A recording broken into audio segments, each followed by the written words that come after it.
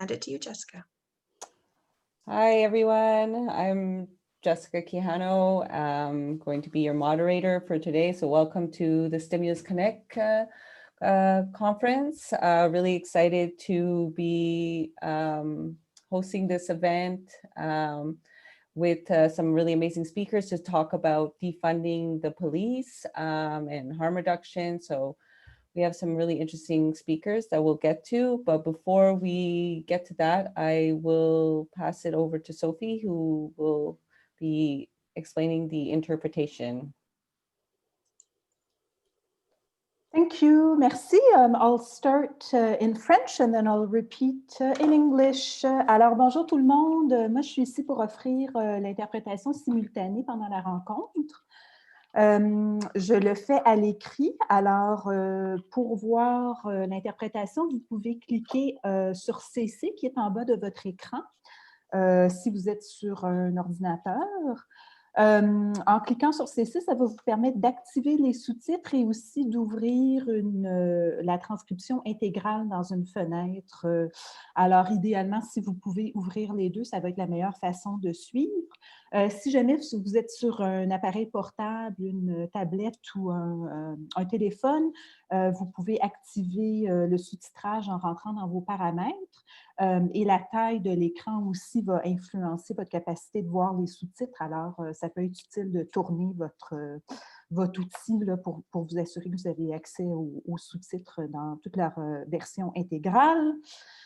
Si vous avez des questions, vous pouvez les poser dans la langue de votre choix et on va s'assurer de les traduire pour que tout le monde comprenne. Alors, bonne rencontre.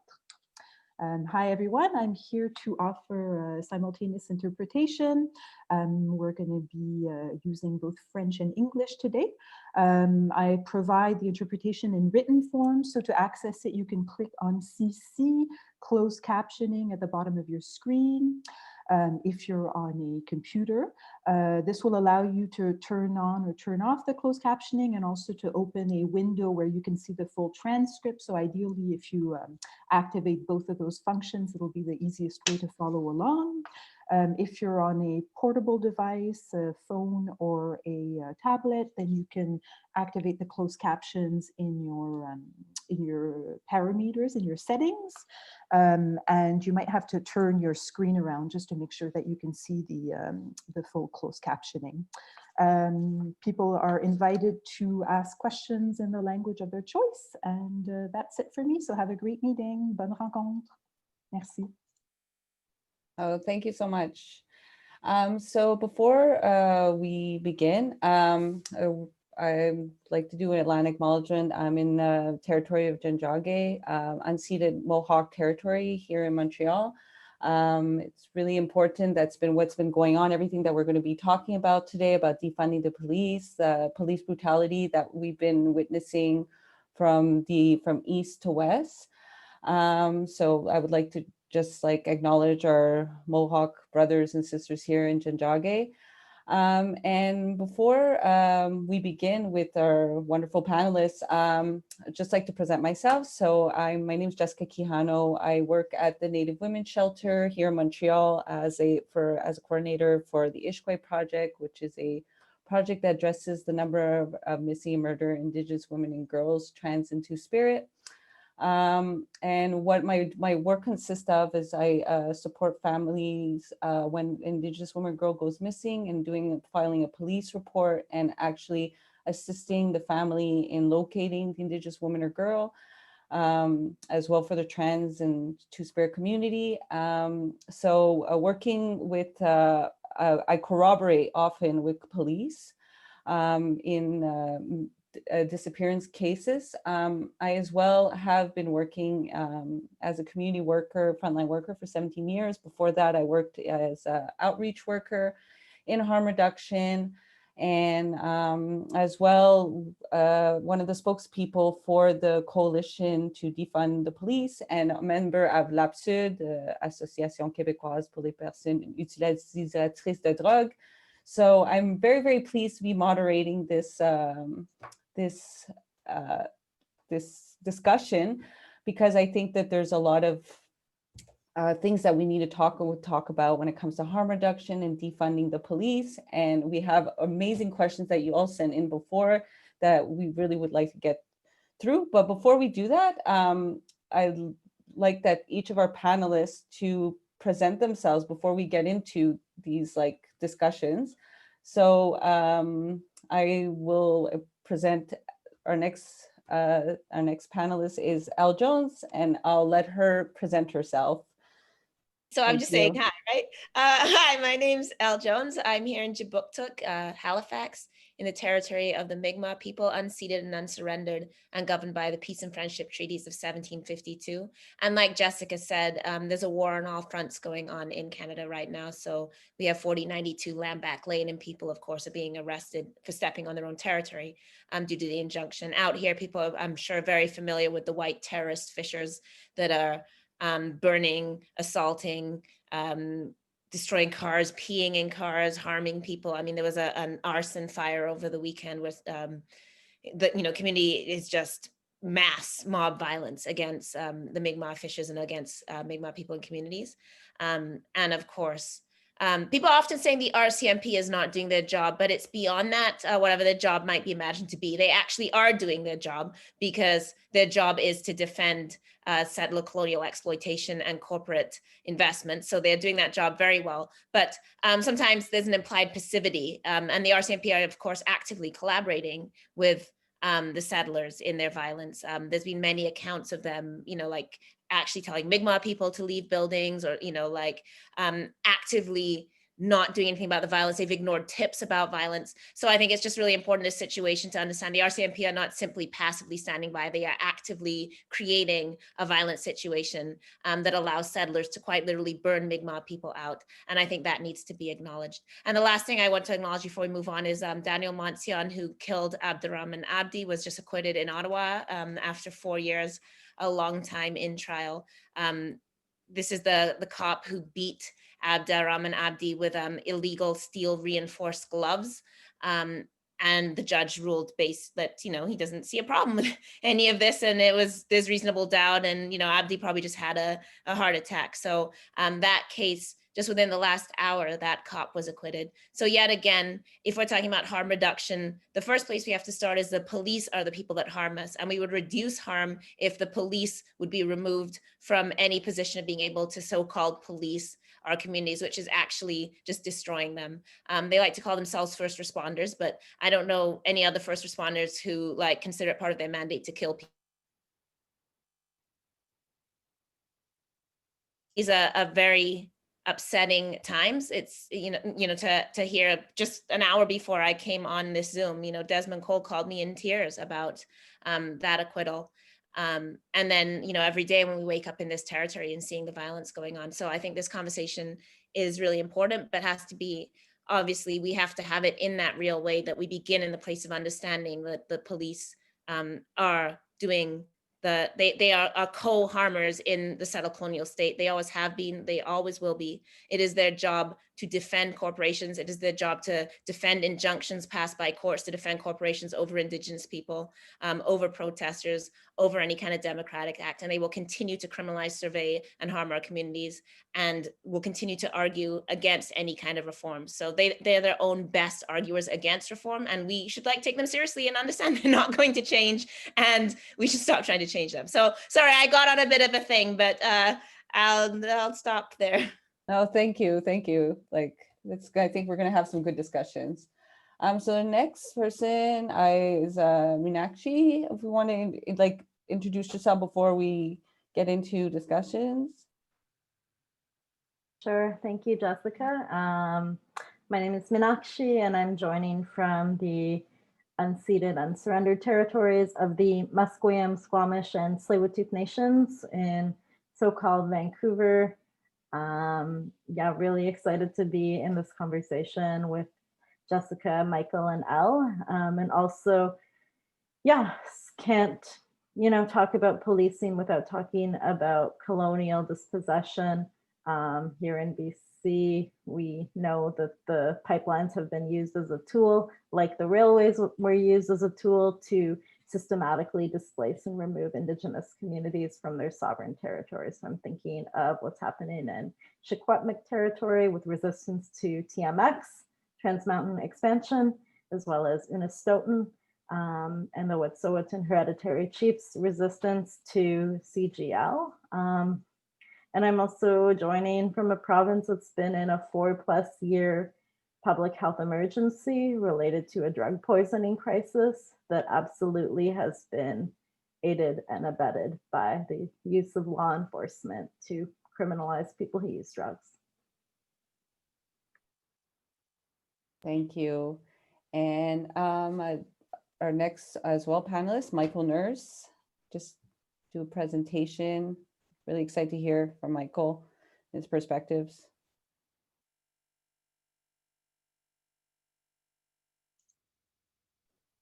You're on mute, Michael.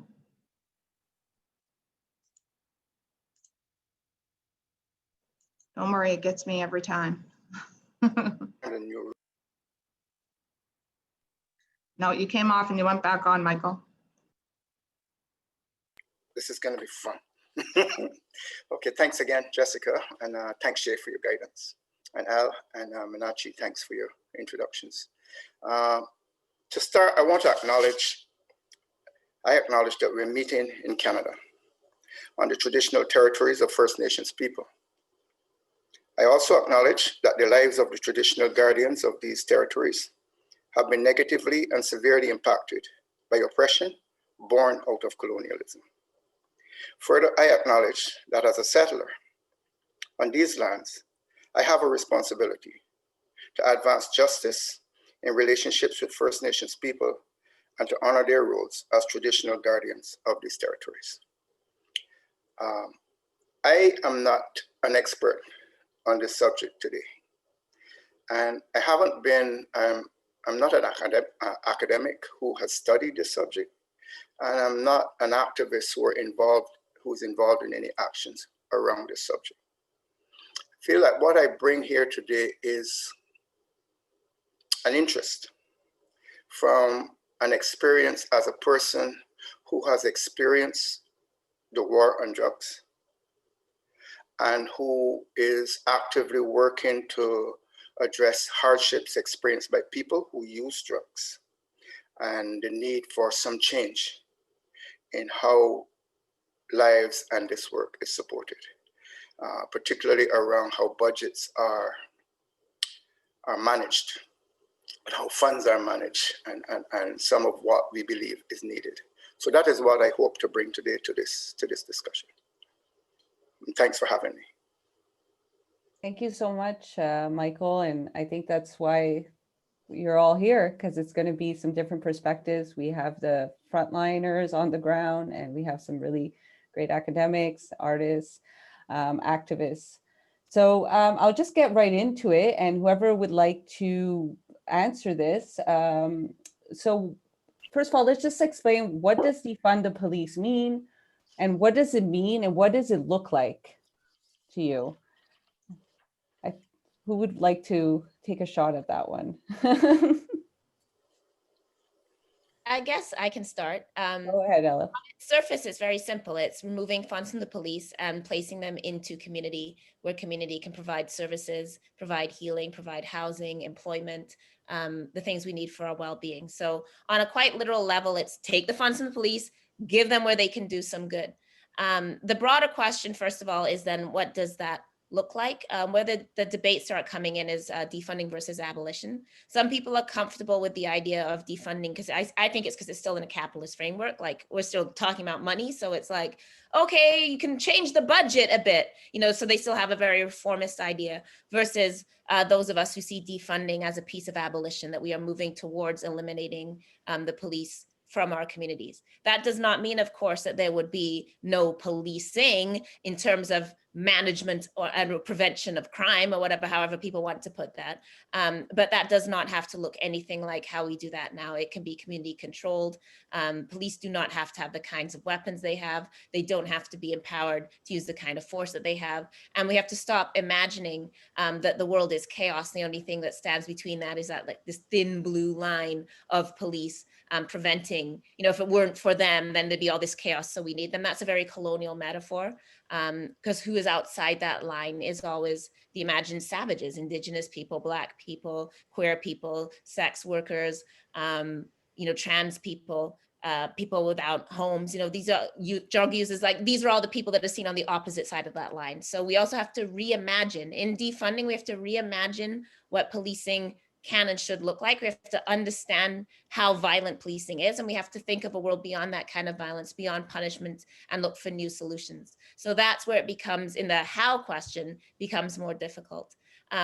What does care mean? Many people are saying things like, oh, we should defund the police and give the money to social workers, of course, ignoring that social workers have long histories of violence themselves. Like the child welfare system takes Black and Indigenous children into care at astronomical rates, not for abuse, but for imagined neglect and unfit ideas of motherhood that are very colonial, again, very anti-Black.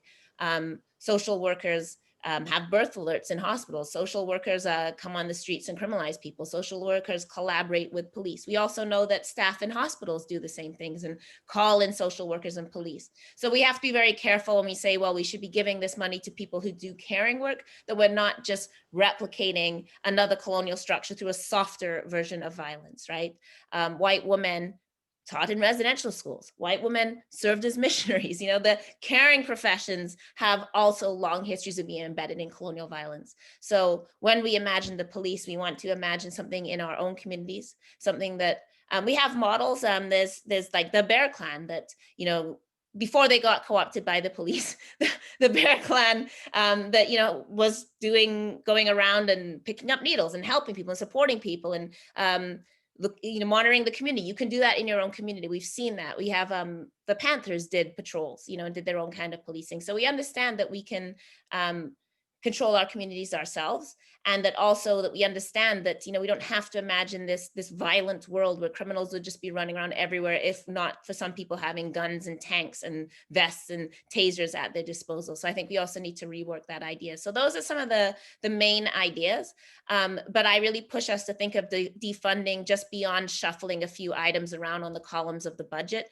What does defunding by 5% mean when we get people saying, oh, well, let's take out 5% of the budget. Okay, so like 5% less people are going to die. Like, what a victory, We have to think broader than that. We have to think why we rely on punishment, why we think that the police were ever going to help us in health crises, like when we have an opioid crisis, when we have drug use, when we have a pandemic, in all those cases where we turn to policing and we think it's going to heal us. As long as we hold that kind of idea that punishment, carcerality, like putting people in jail, putting people in prison, arresting people, finding people, charging people, removing people, as long as we think that those are things that keep us safe, we are never going to be able to effectively defund the police. We have to change our complete mindset around that. So that's my initial answer 5 minutes later. I don't know if anyone else wants to join in. I mean, I think that's, you really hit it on every sort of level, Elle, when we talk about defunding the police, and also like being a frontline worker, like we're already doing that work. Like the many times that we respond to, I work with Indigenous women here in the Montreal area, and how I respond to mental health, and we don't involve the police. We're already doing that work, but we're just really underfunded. So I think that I think it's easier for sometimes people working in the field. We can imagine it because we're already doing it, but what would it look like if we're actually well-funded and had the capacity? But I will, if I don't know if Meenakshi or Michael would like to answer that, or because we have lots of great questions. And before actually I go to that, I forgot, I made a mistake. I have two people I need to, would like to introduce. It's Natasha and Kira on the roles today. Natasha or Kira? So it's I'm here today because my name is Shay. I'm with the stimulus program at the Canadian Drug Policy Coalition. I'm on the traditional or on the traditional hunting grounds of the Métis people, as well as Asoham, the crossing between Treaty 6 and Treaty 7, which is now called Red Deer, Alberta. I'm, as well as Kira, we are doing, we're monitoring chat, we're monitoring the Q&A and answering any tech questions. I'm doing this in English and Kira is doing this in French. And so we'll just wave hi. Most of us, most of our faces will be off the screen today. And I'll hand to Natasha. And I have a couple, sorry, Jessica, I have a couple little housekeeping things. But first, Natasha. Hi, yeah, I was quite okay with you not introducing me. I like being in the background, so that was fine by me. It was one less thing for me to do. And I do have, so first of all, I'm Natasha Twinora. I'm the Executive Director of the Canadian Association of People Use Drugs. And I do have a land acknowledgement, but it's really hard to go behind Elle because I think she did it so very well. But I would like to speak to where our office is situated. So I'll begin with, I'd like to acknowledge that the land on which the Canadian Association of People Who Use Drugs operates is in Mi'kma'ki, the ancestral and unceded territory of the Mi'kmaq people. Now, the territory is covered by the treaties of peace and friendship, which the Mi'kmaq peoples first signed with the British Crown in 1725. The treaties do not deal with the surrender of the lands and the resources, but in fact recognize Mi'kmaq title and establish the rule for what was to be an ongoing relationship between nations. The Mi'kmaq are the Nova Scotia's first people. The treaties there signed state that we promise to always live in friendship and peace. Today, all Nova Scotians, both the Mi'kmaq and non-Mi'kmaq, agree to keep this promise and continue living in the peace and friendship together on these lands we share. However, sadly, that is not the case in Nova Scotia, as I'm sure most of you have seen displayed on the news over the last week or so. I'm deeply ashamed of the recent events in the lobster fishing dispute. I see that there is, for me personally, I see that there is no dispute, as the Mi'kmaq peoples have a constitutionality protected treaty right to fish that was affirmed and reaffirmed again by the Supreme Court of Canada in 1999 in the Marshall decision. I'd like to say that I stand in solidarity with the Mi'kmaq who face a system built on systematic racism. The government, police, and other governing bodies are doing not much to protect our people, the Mi'kmaq people of Nova Scotia, but protect the government and their assets.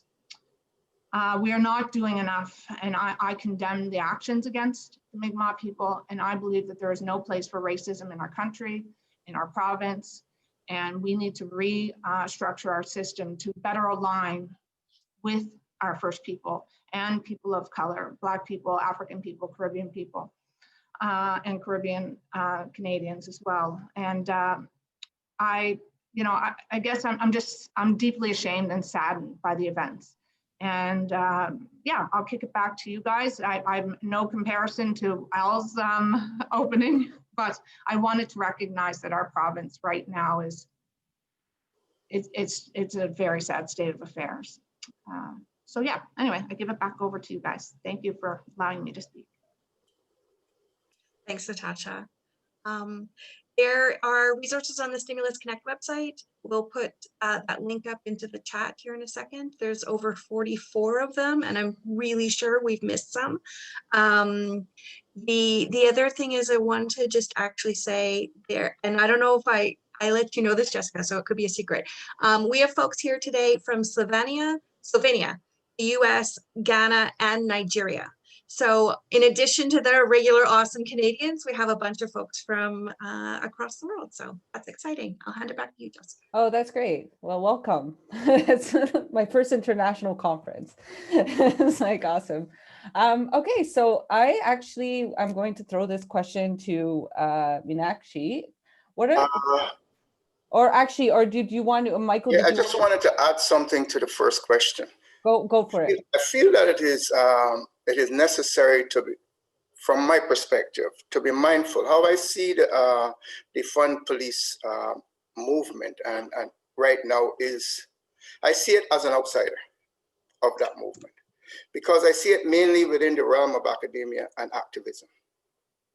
And I believe that it is necessary for this effort, which I see as an effort to create change for disempowered people to access justice and experience justice and care within society. But I feel it is necessary for this to be seen as a beginning that needs to move into the consciousness of people who are experiencing these oppressive acts, so that people can take ownership of this movement to allow it to create change in their lives. But at present, I see that that's something that needs to be developed and built on. So I just wanted to bring that into the conversation. Thank you, Michael. And it's so true. It's like for it to create a consciousness, like that's why I feel like there's prisons are always outside where people can't see it. It's not in people's everyday. If you're not someone who's constantly surveilled by police or living on the street or marginalized or a drug user. So, and I do agree that there's, it needs to come from communities that are the most affected by police brutality, which are often Black and Indigenous communities. And I actually have a question for you specifically later on. I think that would be to highlight that. But Meenakshi, what would the connections theoretically and practically between Black Lives Matter, Indigenous leaders, and harm reduction, decrim advocates? Like, what are those links for you that we should be making? Yeah, great question. And so I also want to like situate myself as someone who is joining this conversation as like a campaigner. What is a campaigner? I don't really know. It's like a made up nonprofit job, and mainly I just write letters of varying degrees of anger to the government, and then sometimes try and take to the streets. And I really, really like want to echo what Michael's saying, because I think one thing that's really challenging about this moment and even how we're all gathering is that so much of our conversation has gone online. And it's incredible because I would never have the opportunity to be in a room with folks from like Slovenia, Nigeria, from Nova Scotia, from Mi'kmaq. But it also means that for people who are like systematically deprived access to all of these tools and platforms, we're doing all this theorizing without folks in the room. And I see it in, my day-to-day work and like the impact of not being able to gather with people and have conversations like we normally would, and they would be so textured, and people would be yelling, and people would be interrupting, and someone would be having a crisis, and someone would be knocking on the door, and like that is like how I'm used to coming together. And so this is, it has become this very theoretical kind of abstracted discussion, but it's also really urgent discussion. And I feel like as we're all grappling with what it means to social distance all the time, we do need to turn our minds to that and what leadership looks like. But I think as I was like preparing for today's panel, I was also thinking about what I've observed within like the Canadian harm reduction movement, which is a really broad term, but here I have seen how physicians, policymakers, government have taken up so much room in these conversations. Don't need to tell you that they are predominantly white, highly credentialed folks who are showing up to this conversation now. And I hope that some of them are showing up to this conversation literally right now. But I think if you are here, it's first important to acknowledge that you're late. In some ways, you're 500 years late, but we're glad you're here and you're ready to talk about defunding the police. And I'm thinking about that because of things like the 4 pillars approach to drug policy, to all these attempts that like folks who were working in harm reduction, and again, like these are the folks who are not peers, these are the folks who are making 100K plus a year, they're professors, they're lobbyists, whatever. They really like sought police reform as a response to the war on drugs. And I think to their detriment, thought that you could convince police that policing is a bad idea. So, you know, we see it now. The head of the VPD is also the head of the Canadian Association of Chiefs of Police, and they've put out a statement that supports decriminalization. but again, a very particular model of decriminalization that actually puts power into the healthcare system. So I think that for folks in the harm reduction world who are trying to make these connections between movements for Black lives, between the violence against Indigenous people that has really become baked into what Canada is, it's really important to recognize that the war on drugs, but more broadly policing, has always been used as a tool to animate anxieties about racism, classism, gender. You know, like Vancouver itself is where initial drug laws were made. I'm pointing this way because that's like where Chinatown is. But you know, we saw the war on drugs to some extent start here with the regulation around opium dens and the race riots that accompanied them. And again, for folks joining internationally, I think this is also a moment to like interrogate the ideas of what Canada is and who Canadians are. Because we saw here in the early 1900s, this anxiety led by white supremacists around the use of opium, around white women using opium with Chinese migrant laborers. And that prompted the first drug regulations in Canada. I think there's also important parallels around the regulation of Indigenous people and Indigenous people's use of alcohol. And again, you just see these patterns of how people's relationships to intoxicating substances are basically forming the basis to deprive them of both rights, dignity, and humanity. So to me, there's just this really obvious connection between like why we need to support, yes, defunding the police as a start, as a very basic start to basically try and get some of that money back, because it's a whole lot of money. It's a fifth of the budget here in Vancouver. But also, you know, beginning to unpack like what is underneath the war on drugs, because if you look, it's clearly about racism. It's about anti-Black and anti-Indigenous racism in particular, but it's also about poverty and social regulation. And again, I think that that's why like the harm reduction corporate folks who are coming to the conversation now, who are like, oh, hey, defunding makes a lot of sense, and we should tack that onto our research, or we should add a question into our survey about that. Like they really need to acknowledge like they're late and now it's time to be in service to the communities that have already been living under regimes of terror for hundreds of years. Thank you. Thank you, Meenakshi.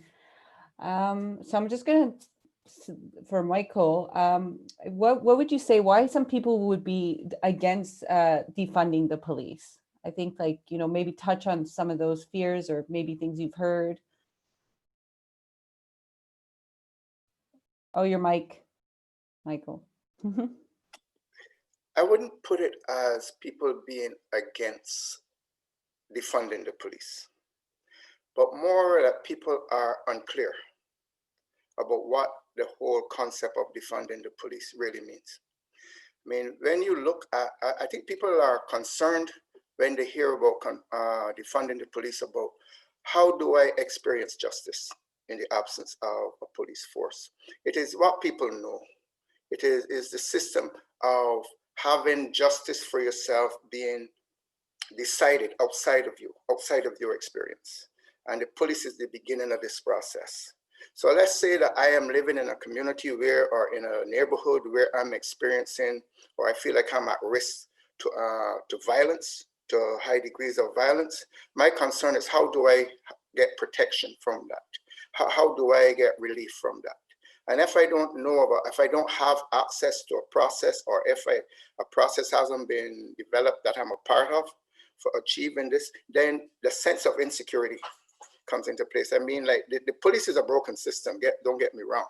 But the point is that for many people, it is the only system they know.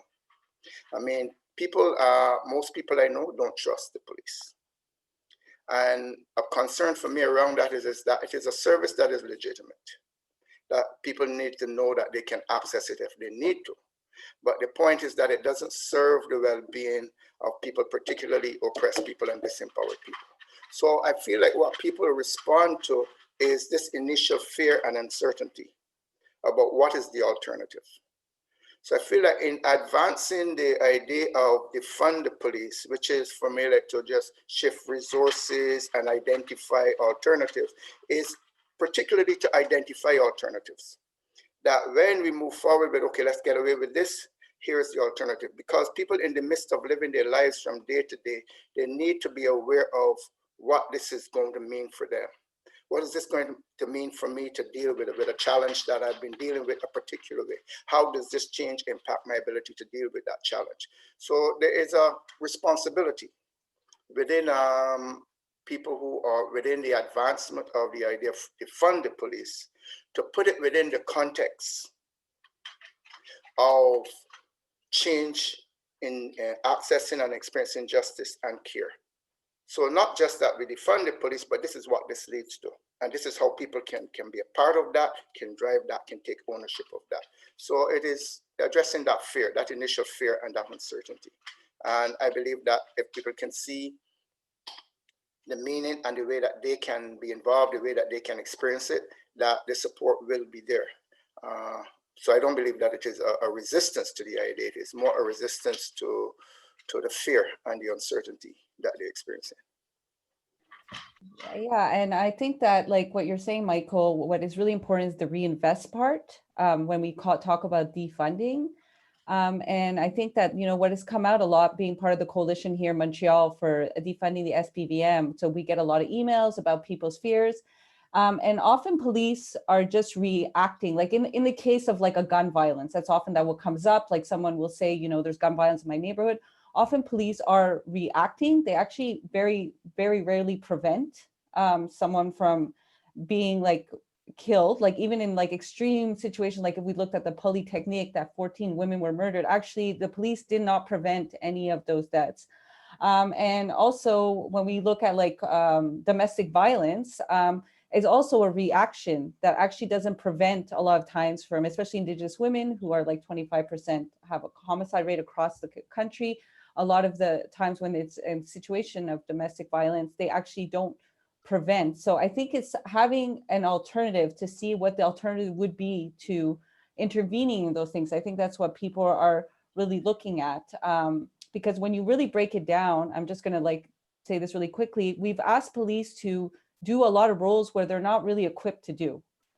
Intervene in mental health, intervene in addiction, intervene in many different areas that takes a lot of sensitivity, compassion, but actually they're the way they're trained is not in that way. It's in a very, here in Montreal, we have a very militarized police, like, and we've seen like how devastating it can be, like with Chantal Moore, who was in New Brunswick, and the different cases, like since the beginning of the pandemic here for Indigenous people that have been killed by police, which is often responding to most of the ones is when it comes to it's drugs. It's when it comes to drug possession, drug trafficking.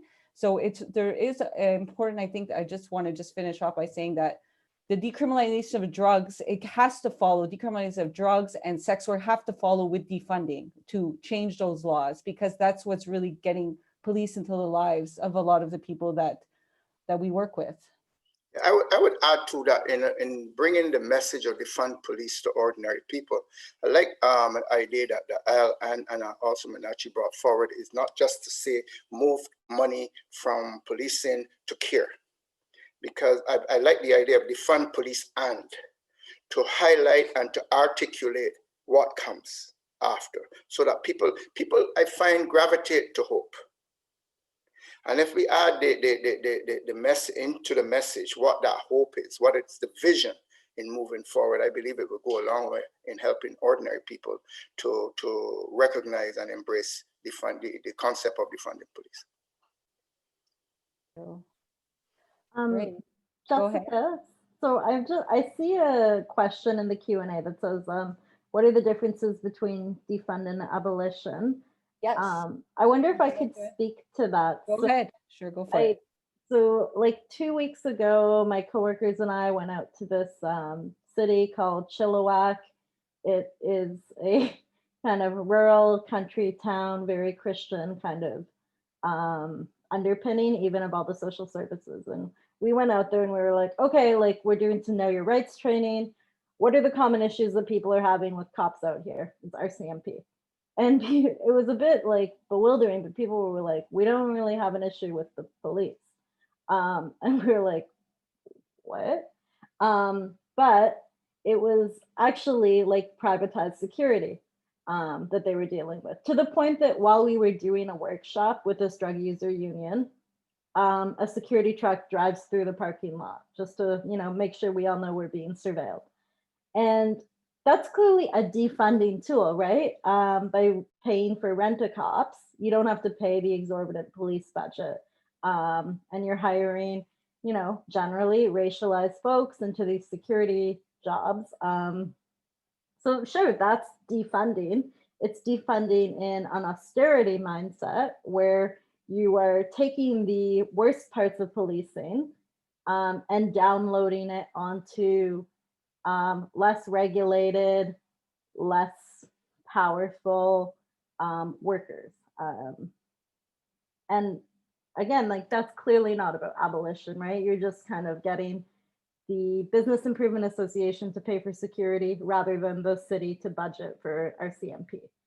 To me, abolition is part of like that framework, right? It's that piece where Michael's saying it's defunding and it's not just you slash the police budget and don't do anything else and basically set people up to be criminalized cyclically forever. It's about what comes from that money and how do we not only recreate structures, but also rethink them, as Elle is saying. And I think that as we, as we've seen this conversation about defunding get more mainstream, people are like, well, what are you going to replace the police with? But it's not one single institution. Like it can't be.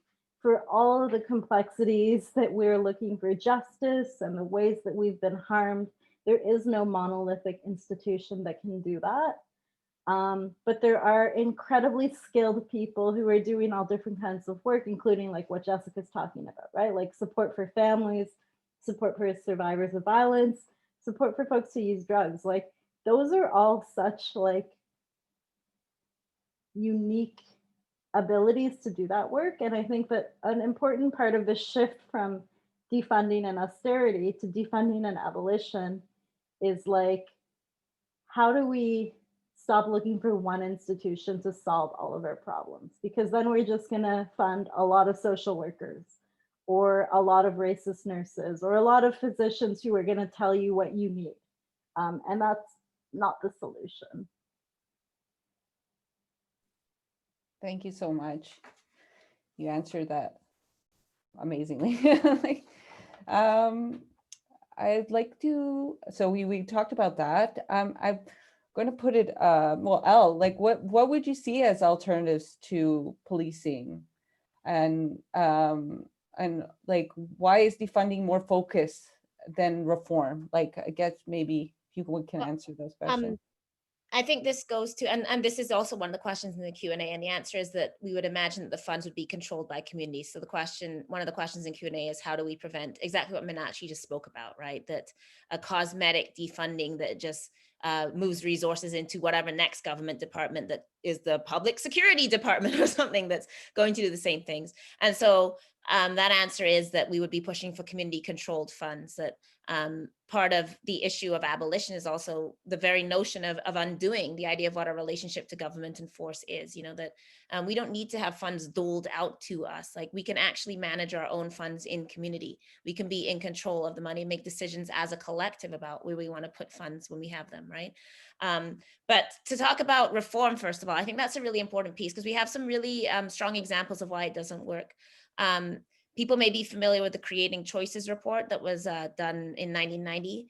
So this was when everybody became an abolitionist that worked on women in prison because they had in good faith engaged with CSC, Correctional Services Canada. There was Indigenous women, there was women with lived experience, there was like women from EFRI and all the advocacy organizations, and they did this big report to rethink prisons. And, you know, women don't need to be in high security prisons. Women should start at a minimum and only change security level if they're moved up. And we don't need to have fences, and, you know, we can have people's children with them, we can have cottages, all this stuff. And of course, none of it was done. And CSC took the notion of creating choices to take it away from women need to be given agency and be given the tools to be able to change their lives. And that got changed into, you need to take responsibility for being a criminal, right? And after that, people who engage in that process basically were like, well, that's like, we tried and reform doesn't work. They are never going to reform. They are always going to reincarcerate.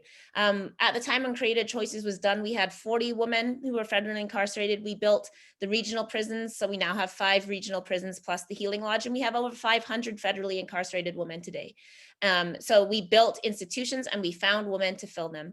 And we know that who is filling those prisons are women with disabilities, women with addictions, and women with mental health problems. And of course, women convicted of crimes of poverty. And when we go into the max units of those prisons, we know it's women who are self-harming, overwhelmingly Indigenous women whose needs are being translated into risk. So you're banging your head on the wall and we're gonna come and put you in a max. So that the prison showed us they don't want to reform, and that given all the tools and structures to reform, they will always return to more security, more people in prison. Similarly, the police, we can look at how they respond. Let's talk about Ottawa, where Daniel Monsian just got off.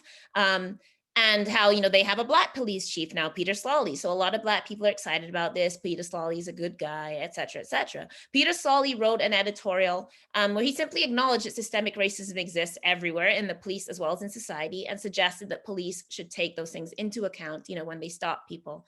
And his own police force memed him, made like memes of him as Hitler, like, you know, the kind of fragility and violence and pushback that the force showed. So are these people that we believe are capable of taking, you know, anti-racist training, which some people want to put in front of us as all they need is cameras and anti-racist training, you know, they won't. They've told us police unions are the biggest people who push back against ending racial profiling. When carding gets stopped, street checks get stopped, they are never stopped, right? We know they're not actually stopped. When they claim to stop racial profiling, the police unions come out and say, you know, we need to do our jobs. We've seen Mike McCormick in Toronto, you know, come out with messages when he was the police spokesperson. Like here, when a 15-year-old Black child was beaten by the police, they leaked a document that they, you know, wrote to the police chief being like, you're preventing us from doing our jobs by suspending these officers. They have told us in their own words that they think their job is doing violence and they cannot do their job if they're not allowed to beat up Black kids. They are telling us that. So the point is, they have made better than anyone else. These institutions have made the point that they are not here for reform. The only point of reform dialogue is to extend the lives of institutions. Part of the life of an institution is that it goes into crisis, and then there's reform, and that allows it to actually extend itself, right? So this is why institutions engage in ideas of reform. We see this in universities. Now they're all like Black Lives Matter statements. You know, our corporations are doing this. Everybody's just trying to preserve themselves, and they'll use whatever narrative they need to use. Businesses do this. You know, the tar sands moves from talking about innovative oil to ethical oil to oil creates jobs. You know, no matter what you have to do, you will find a narrative to preserve yourself. So we have to stop playing that game. The police cannot be reformed. They will not be reformed. All that reforming does is allow them different forms of power. We saw that with tasers, right? That those are supposed to be non-lethal weapons. Oh yeah, we'll give the police non-lethal weapons. They kill people with tasers. So now they call them less lethal weapons because they realize they can't call them non-lethal weapons. The same people who make tasers, that one of the biggest manufacturers of body cameras is the same company that makes tasers. So corporations are telling us that they know where the money is too, in this idea of the technological frontier of policing, right? That we can, through police reform, if we just give them cameras, or we just, you know, give them the ability to interrupt our phones or spy on us, or facial recognition technologies, then we can move away to a new kind of policing. Corporations are invested in this. Amazon is invested in this. The biggest investor in police technologies is Amazon. So the same people that won't give their workers PPE and like have their workers on food stamps are also investing in policing. These are constant connections, right? So we have to we have to divest from that kind of dialogue. People have tried that. This isn't a new fight. People for decades have been engaged with this and thought about reform, and it's not working. At what point do we say that this institution cannot be reformed because it does not exist to be reformed? We have to stop pretending that the police are somehow here to keep us safe. That there's some way that police could show up and, engage with drug users that would somehow be okay. Anything they could do that we imagine can already be done better by someone who's a worker, someone who's trained in street outreach, someone who has that experience and is part of that community, someone who can be a peer counselor. All of those things can exist even in the best imagination of what the police could do. Why would we need them to do it when we have people that can already do that work? So it's a time-wasting dialogue, and it's actually part of capitalism and part of how oppressive structures maintain their life, right? That they always want to tell you they're reforming, they're changing, they're adjusting, and we always get caught up in that. And I think there's more than enough evidence to show us that it doesn't work.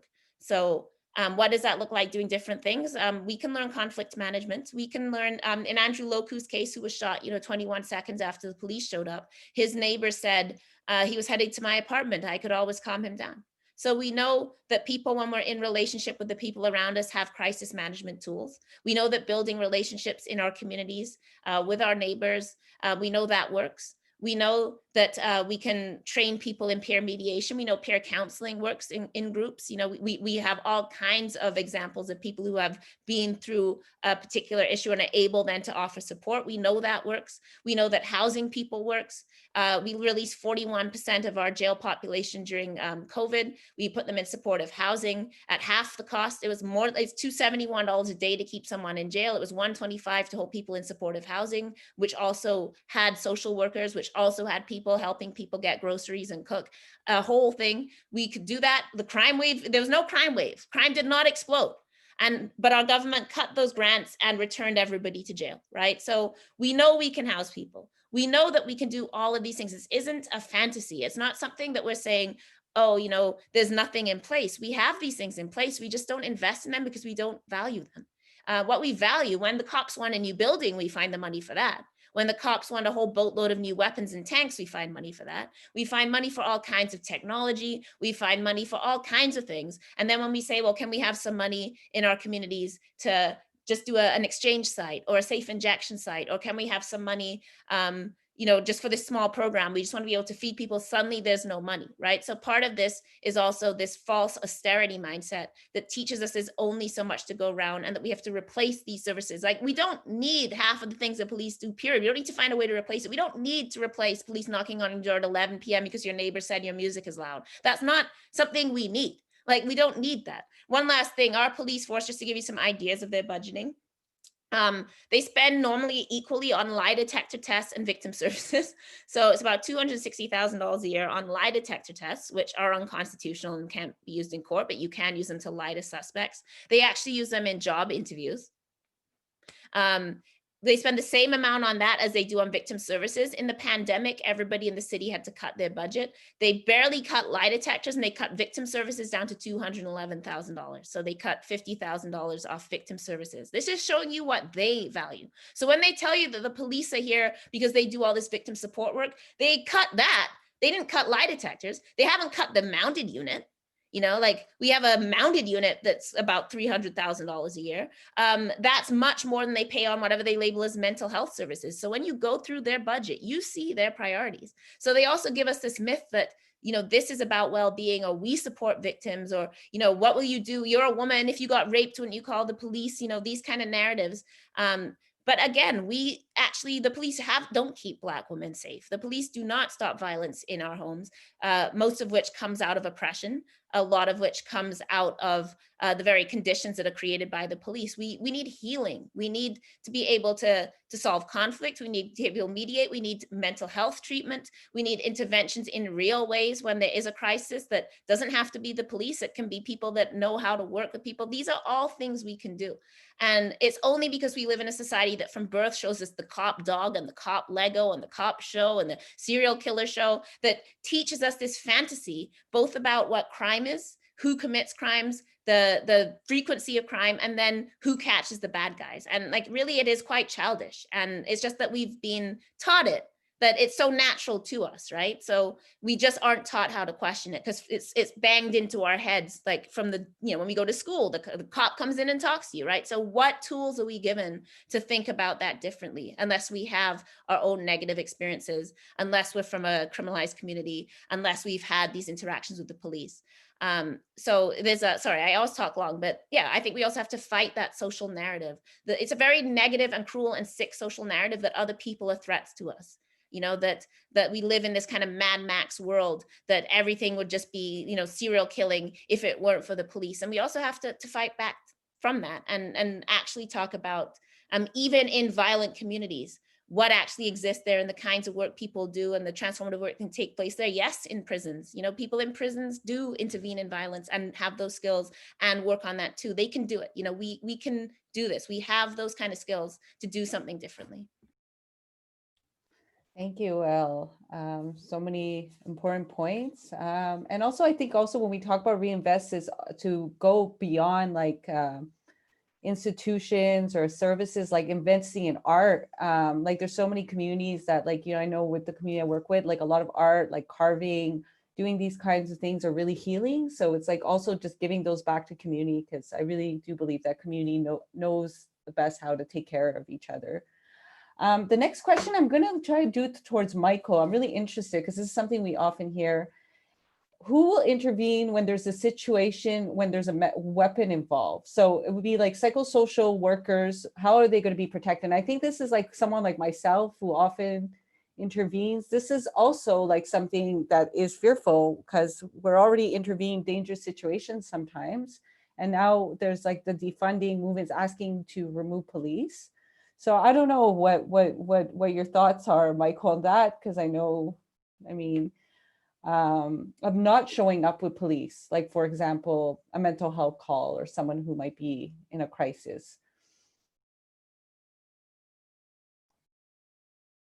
Unmute. Like, one day I'll get used to this. Elle mentioned earlier something about our first responders.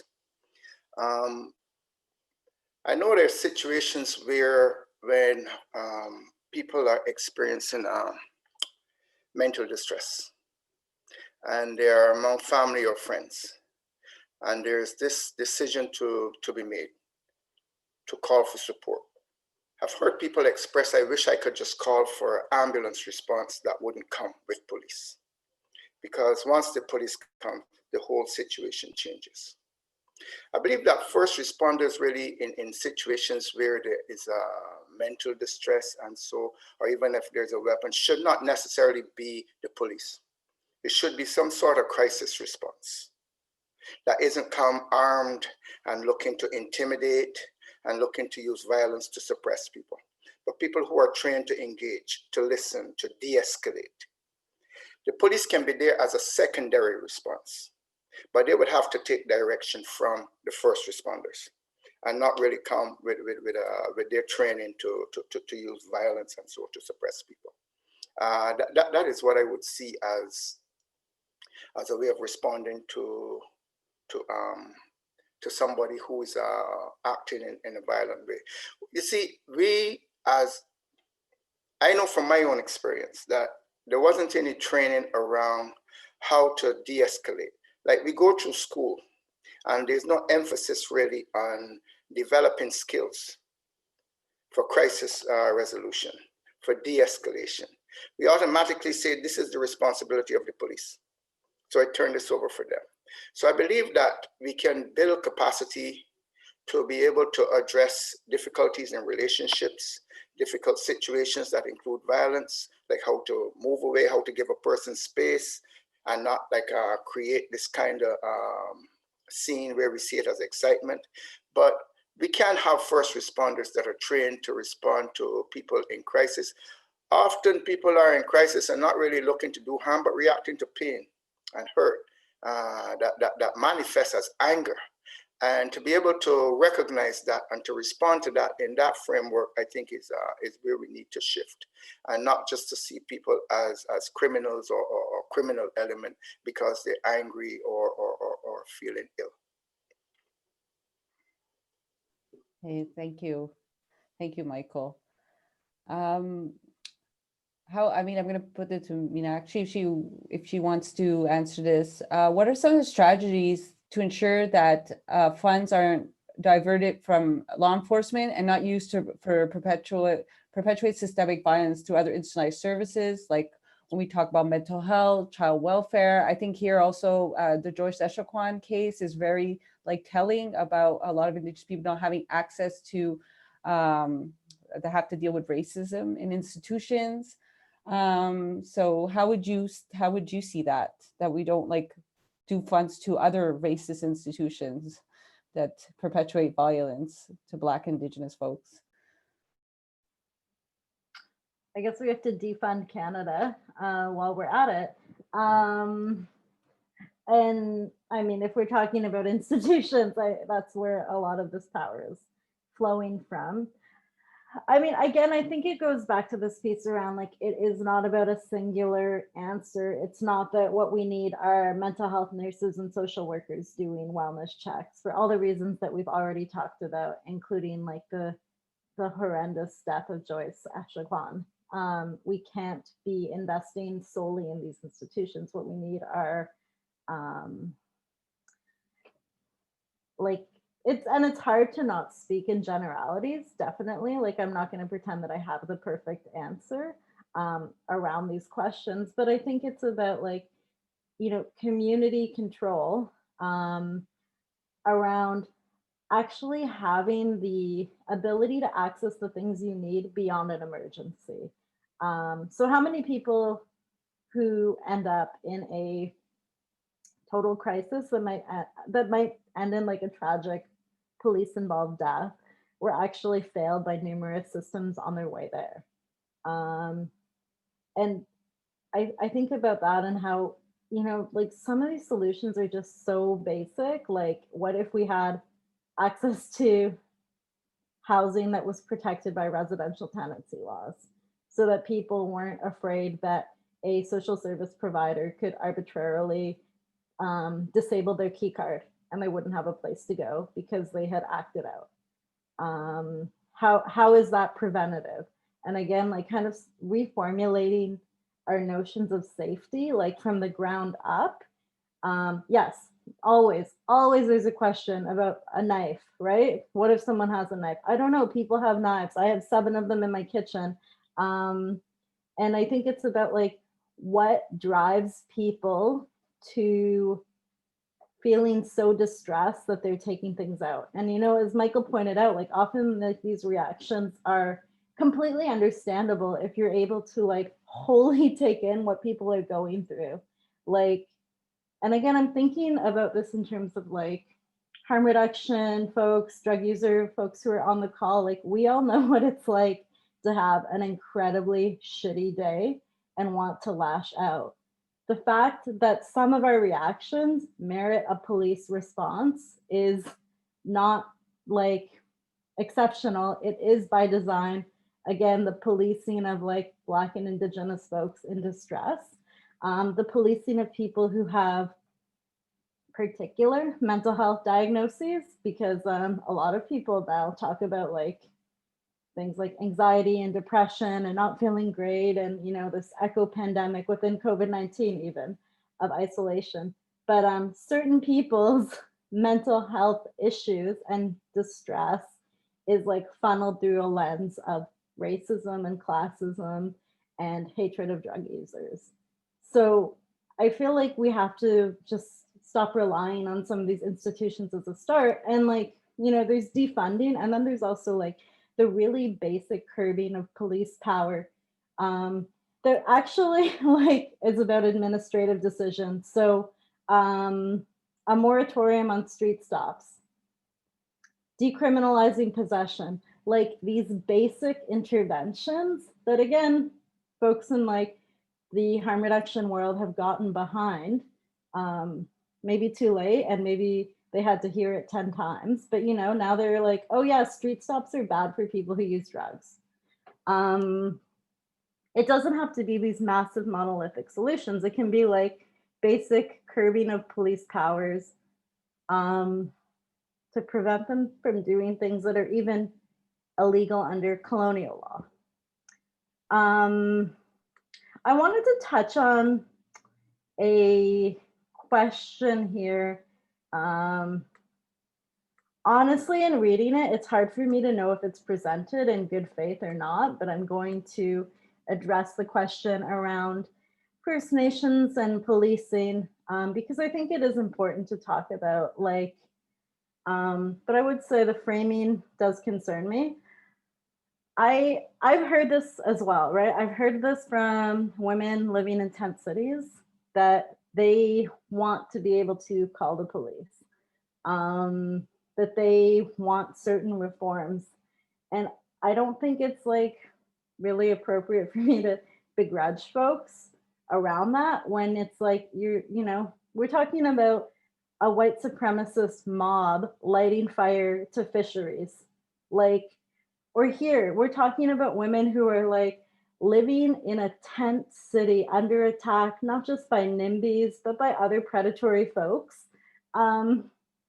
If they want to call the police because their life is at risk in this moment when there is not a viable alternative, like, I don't think the whataboutism is actually productive. I think that we also have to like kind of grapple with reality. And what I've heard time and time again, particularly from women who rely on public space, is that they experience being over-policed and underprotected. It's like the cops are there all the times you don't need them. But when your friend has actually been beaten up, they're nowhere to be found. They're 7 days late to investigate. And I think like that is just the reality of, the state of affairs that we're in, is that like there are folks who are calling for more funding of police bodies, whether it's like police on reserve or whether it's police responding to like urban indigenous communities. And again, like we can't pretend that that's not a response to the abject failure of every other institution that people have been told is there to serve them. So yes, Chief Mike Sack wants police to protect people. It's not necessarily the perspective I share, but I'm also like, why aren't the police preventing white supremacists from lighting fire to this building? And we also know that the RCMP has devoted resources after resources over the years to spying on peaceful environmental protesters. Pam Palmater is spied upon. Cindy Blackstock has been spied upon. So it's interesting that the RCMP can find millions and millions and millions of dollars to survey like land defenders, but has no clue what's going on in a community where people are openly speaking about violence, and tips are being called into them by people that are like, I'm hearing like my family plotting violence. Are you going to do anything? And they're not taking action. So what we actually should be framing that question as is also, why so many land defenders under surveillance, but somehow the police's hands are tied when it comes to fighting white supremacist violence. And what does that tell us about that? And the other thing I want to say about some of these questions, and not just in this chat, but in general, is it's very interesting that Black and Indigenous people who have like literally had no time, we're not in policy, we're not the people making, but if we don't have every answer to what abolition would look like, which we'll say, well, like, we don't know because we haven't had a chance to practice it. Like, we are not in a position where we've been able to do these things. So we know it's an unfinished project. None of us are claiming that if the prisons were open tomorrow, we would know what to do. We don't know what to do because we don't live in a system that has taught us what to do. And we want to work on building those things and doing the slow work of setting up structures and supports where we could do something differently. But it's interesting that people are like, oh, if you don't have the answer right away, this is stupid. But yet the police have had hundreds of years and you have no problem with them who have weapons to continue to kill people. And if they don't, different standard that's held between the police who actually are killing people, harming people, profiling people, and like the amount of time people want to give them, right? Like, no, let's just keep thinking about this. Like, let's just change this. But if a Black or Indigenous person is like, we don't think this institution is working, it's like, if you don't have all the answers right away, then I guess what you're saying is stupid. No, we know we don't have all the answers. We know it's complex. We know there's people in our communities who, like, the Black community is not a monolith. There are very conservative Black people. There are radical Black people. There are Black people in the middle. There are people that are cops. There are people that, you know, are military people. Like, we are a community like anyone else. We're never going to have consensus. So this idea that you can, you know, pick out one voice and say, well, that person said this, so, you know, therefore everything you're saying about what you need for your liberation, the well-being of your communities, why do we have to contend with what every random Black person or what every Indigenous person says to be able to make to think through a problem in society? You know, there's goddamn like 15 drafts of your iPhone, and that's fine, but we're supposed to, you know, like not like be in a space where we have to think through the complexities. It's okay. These thoughts are complex. They're new to many people. They're not new to us. I mean, we've been talking about abolition since like enslavement, but you know, we're not going to be able to put these things into practice tomorrow. Nobody thinks we will, but what we can do every day is start thinking through how to dismantle some of these ideas, the small steps we can take, the things we're already doing, and talk about trying to put more resources in that as we move step by step towards a world that looks differently. But just like the environmental movement, that's been a 50-year movement. Does that mean environmentalism doesn't work because we don't have the answers on how to save the planet? No, right? Like, so I also think that there's a way this discourse takes place where people attribute to us a lack of complexity and then go, well, if you don't have, but we know it's complex. I talk to guys from prison every day. I know how complex, you know, harm is, victimization is. I'm a Black woman, you know, like most of the women in my life have been victims of violence, domestic violence, rape, assault. That is what happens to Black women in society. But we believe that Black women can actually create solutions to that through transformative justice that are not the same solutions that are given to us by a colonial society. Sorry, I didn't mean to break in, Minachi, but. No. No, this was great. I guess like I also want to share my reactions to some of these questions because I'm trying to kind of follow the lineage of these questions. So I think again it's really important to just reiterate that like defunding and curbing police powers is not even a new conversation within the harm reduction world, which is presumably where many folks who are joining today are coming from. And again, even within the harm reduction world, there's a spectrum of folks, right? There are the folks who are really looking forward to legalization because it's going to make a lot of money. And then there are folks who are working within radical frameworks around liberation. There are folks who work with psychiatric survivors. Like, I guess I see questions like, okay, police brought perpetrators of the sexual assault to justice, and this person is now terrified around not being able to rely on the police. And I just want to like unpack that because no one here is pretending that harm does not occur. That would be foolish. But I think it's also not fair to ignore rape culture, to ignore that certain folks and certain bodies are deemed rapeable. And policing doesn't actually address that. Like, we're not eradicating rape culture through law enforcement interventions. And even in that statement around like, police are bringing people to justice, I know like in BC, that's not the case because the police actually don't have the ability to bring charges against people. And so if you're working within that framework of justice, it's actually like a Crown prosecutor who decides whether or not your experience could meet the standards, and then you could possibly bring a case. Not again as a personal survivor, but it would be a case, a crime against the Crown. And so I do think it's important to step back and like unpack justice in this moment. And all the folks speaking today, including Jessica, and I'm particularly thinking about the work done like in solidarity with families of missing and murdered Indigenous women, none of us are unaware of the violence that's wrought, again, against Indigenous women, against trans folks, against Two-Spirit folks. But policing is not protecting them. By and large, we hear repeatedly from marginalized survivors that the police actually made things worse. It was too little, too late. It was not humane. It wasn't dignified. And I think when you think about this intersectionality wise, like when you're thinking about women who use drugs, who may have children who are involved in the child welfare system, who are medicalized, who are surveilled, adding policing into that mix and saying that's going to bring them justice is just so untrue. What's going to bring folks justice is like having basic needs met, having the ability to just live without fear that you're going to lose your kids, your housing, your income assistance.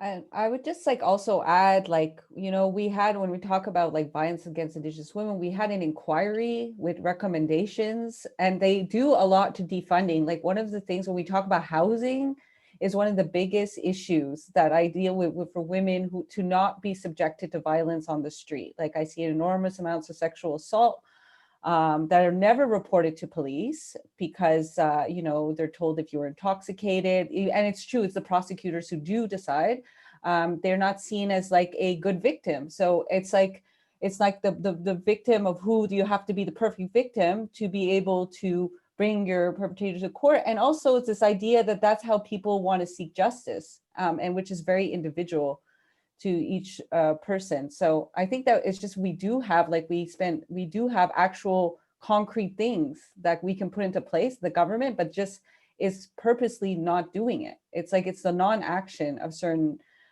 inquiries and people who have come out, families came out and talked about their trauma. They really, and the government has done nothing. We're a year later into the inquiry, none of those recommendations have been put into place.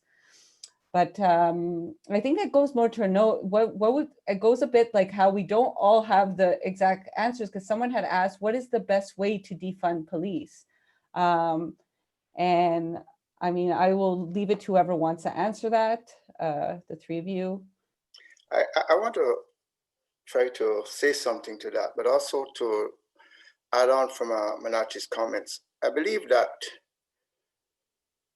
the effort has to be informed, and not just at one point, but continuously in a sustainable way. It has to be informed by the experiences of people who live through police oppression and through structures of violence and racism. It has to be opened and continuously informed by.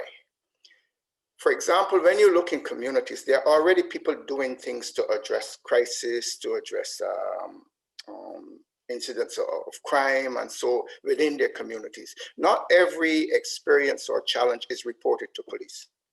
Not every experience of challenge is do people look for police response. People already have ways of dealing with crisis and challenges among themselves.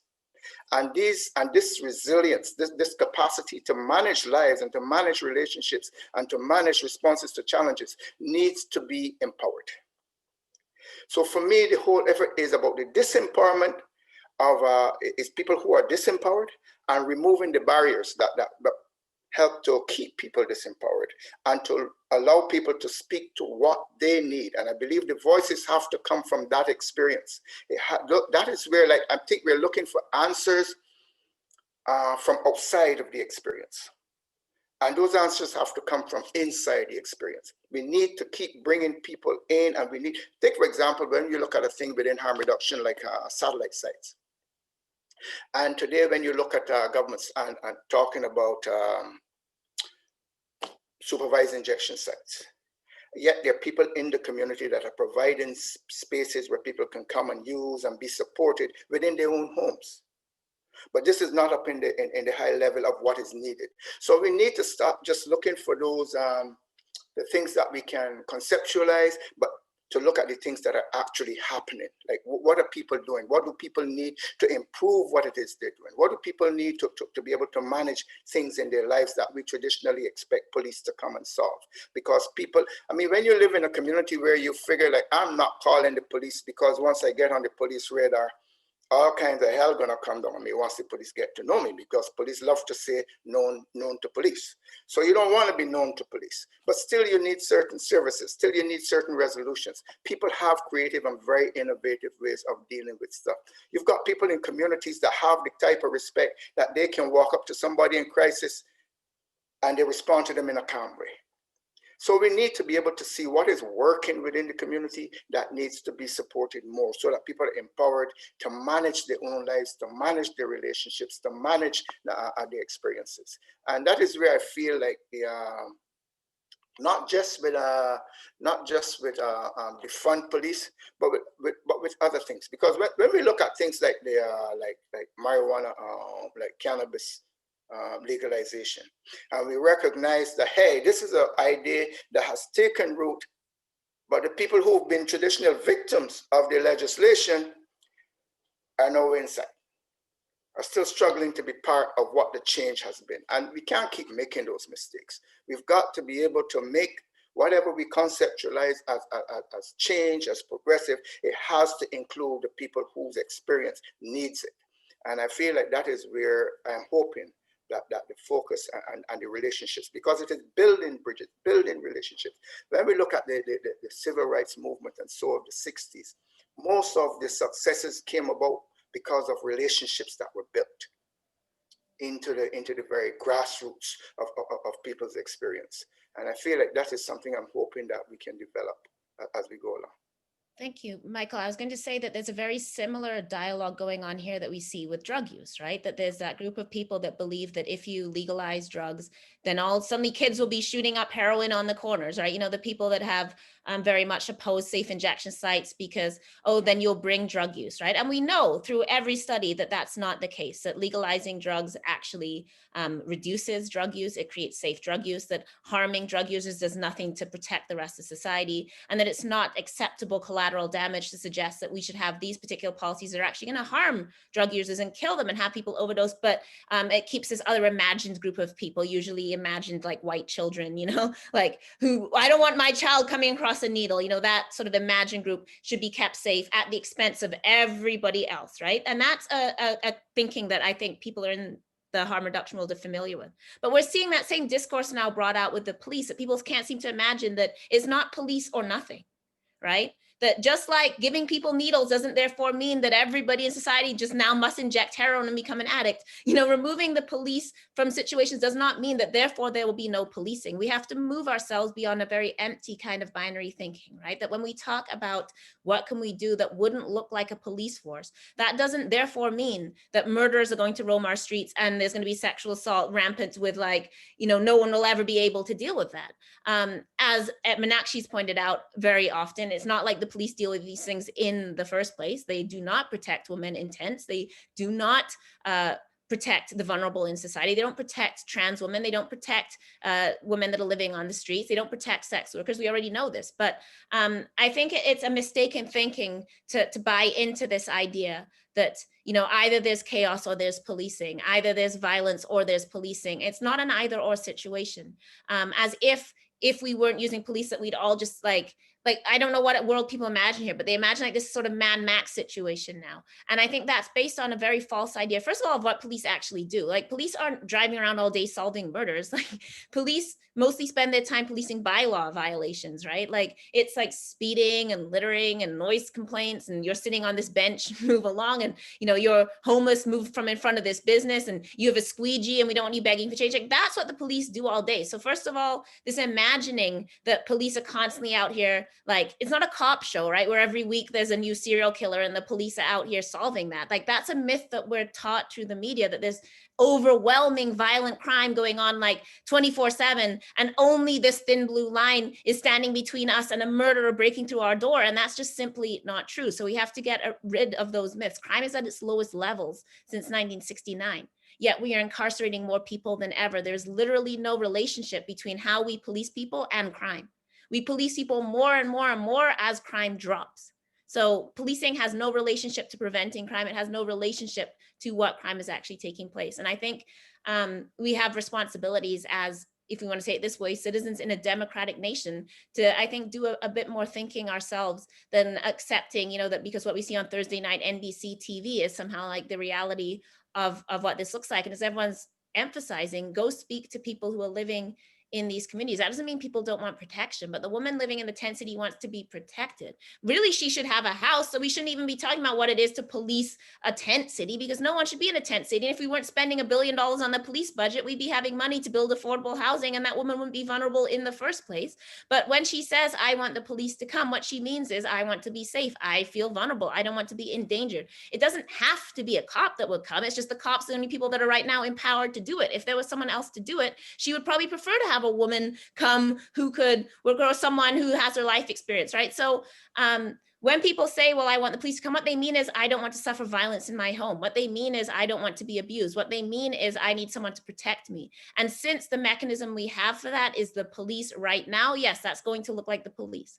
I would never tell a woman who's living with a domestic abuser or being raped, don't call the police if that's what she needs to do, because we don't have anything else to keep her safe. We haven't built that. So she's going to have to. If putting your rapist in prison is keeping you safe, you're going to do that. But we also understand that prison does not solve rape culture, that rapists get out of prison and, nothing's changed. We don't even have programming. We don't have any proper interventions. So we also understand that that is not a solution, and that treating it like all you have to do is go to court and someone goes to jail and then punishment has happened and then yay, situation control, does not actually do any of the things we wanted to do. So we need to, as Michael has said very clearly, we need to look at what's working best. We need to talk to communities, which programs are working, what resources work for you, and then defunding, to answer that question, looks like in steps. It's just like, let's start there. Let's start funding what is successful. Let's start taking those roles away from the police and giving it to those successful groups. And then we can build on that and build on that and build on that. And at the same time, we need to be working in our communities, in our neighborhoods, in the people around us,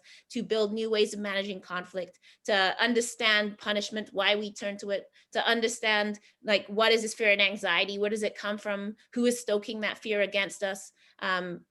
Michael pointed out, we can teach kids conflict resolution in school. We can teach them mediation from day one. We should be being taught these skills, and we're not, So at the same time, we can build positive steps. But the first step is we can, on small things, as has been articulated over and over again, whether that's removing police from drug calls, saying that police don't come on noise calls, saying that police don't need to come on mental health calls. We can start there. Thank you so much, Elle. And I'd like just to say, the project at We're Ishkwe for missing person is an example of defunding. I actually find missing women, and why is there? Because the police aren't doing their work, So it's more about, and even an example, when we put bathrooms on the street, the police calls went down drastically because people weren't going. There's just little simple things that don't even cost a lot. That make a huge difference, like washrooms, and I think people during this pandemic understand more, but people living on the street not having access to washrooms, so they go into anyhow. I have a question in French, but I'm going to translate it, but I just wanted to get to it. So, quel exemple d'intervention multidisciplinaire entre policiers et intervenants psychosociaux existe-t-il en ce moment au Canada? So the question is, what type of multidisciplinary intervention between police officers and psychosocial workers are there in Canada? Maybe to speak of how are those programs working right now? Meenakshi? Sure. So here in Vancouver, we have a program called ACT, Assertive Community Treatment. This is a kind of wraparound mental health treatment model that includes a police liaison.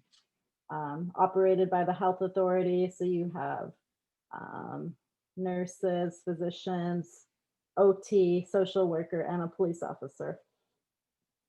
I think that this program, to me, really reveals the dangers of these partnerships, because one, it is available, it's exclusively for people who are discharged from hospital on extended leave.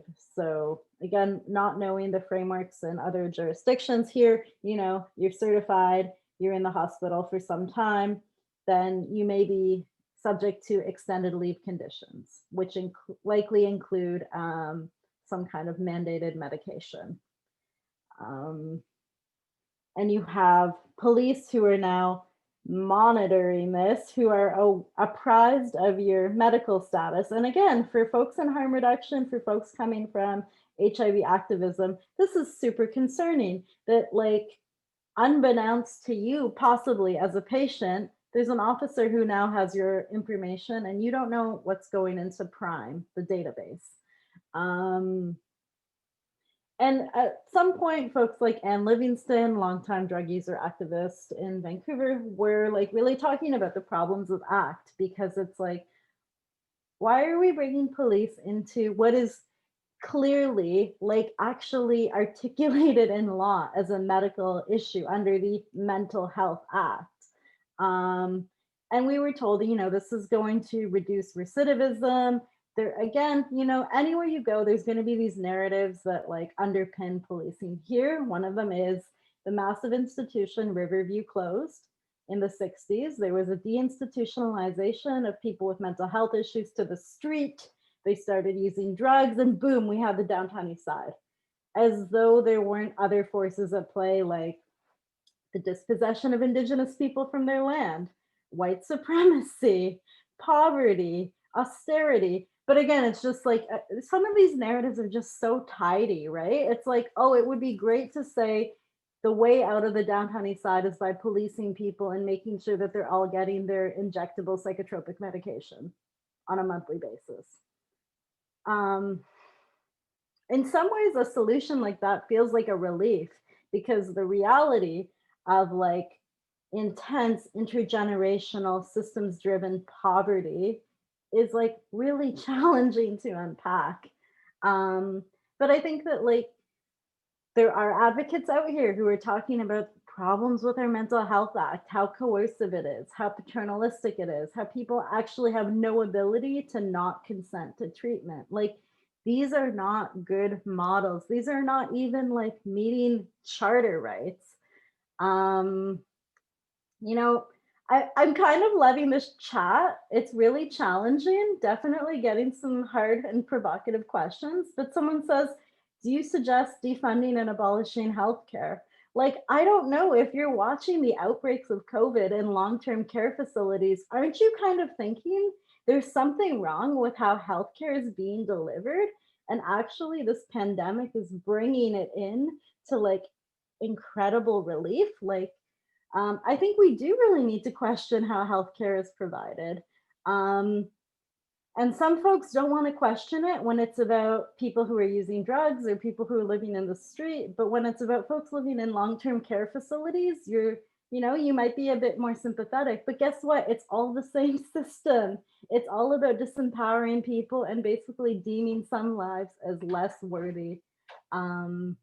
So yeah, maybe we do need to defund and abolish the way healthcare is administered. And I actually don't feel like I've been tricked by that question.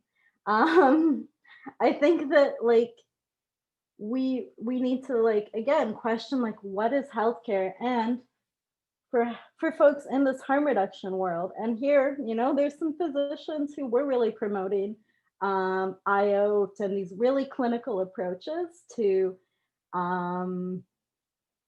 maintenance therapies or safe supply. Like, those clinical models aren't necessarily appropriate. They don't meet people's needs. They don't meet like the social needs that people have.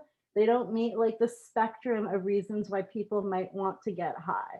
And so when we do overly medicalize things, we do recreate these oppressive institutions, because like, and again, here I'm thinking about like particularly these really influential kind of substance use policy wonks and doctors. I think they don't understand that like a clinical experience is not necessarily a safe experience for many people. That walking into the doctor's office can feel like you're going for a lie detector test if you've ever been questioned around your very existence. So we do need to really look at like how it's not about police, right? It would be short-sighted to just focus on police. We have to focus, as both Al and Michael have pointed out, on this broad array of structures that scaffold criminalization broadly. So yeah, abolish them all. I don't feel bad. I want to jump in a little bit there, Go for it. Benachi. I'm really enjoying being here.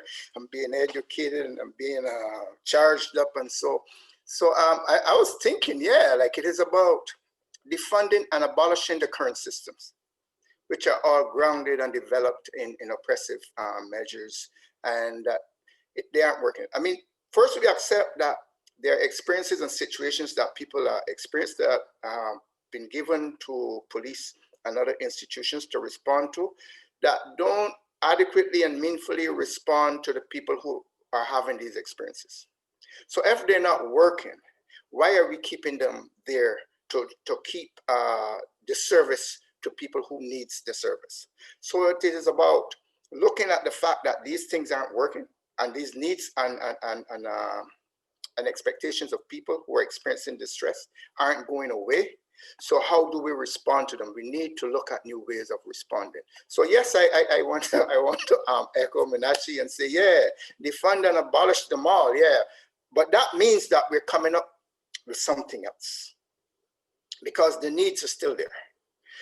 So yeah, so that's, yeah, I'm feeling that very strongly. Yeah, very, very, very strongly. Awesome. I'm going to get to this question because I feel like it's something that we should talk about also. So the question was, how much is being spent on policing drugs in Canada? Total cost of court time, prison, probation, police. I'd also like to add, we often don't talk about this, how many police officers benefit from crime?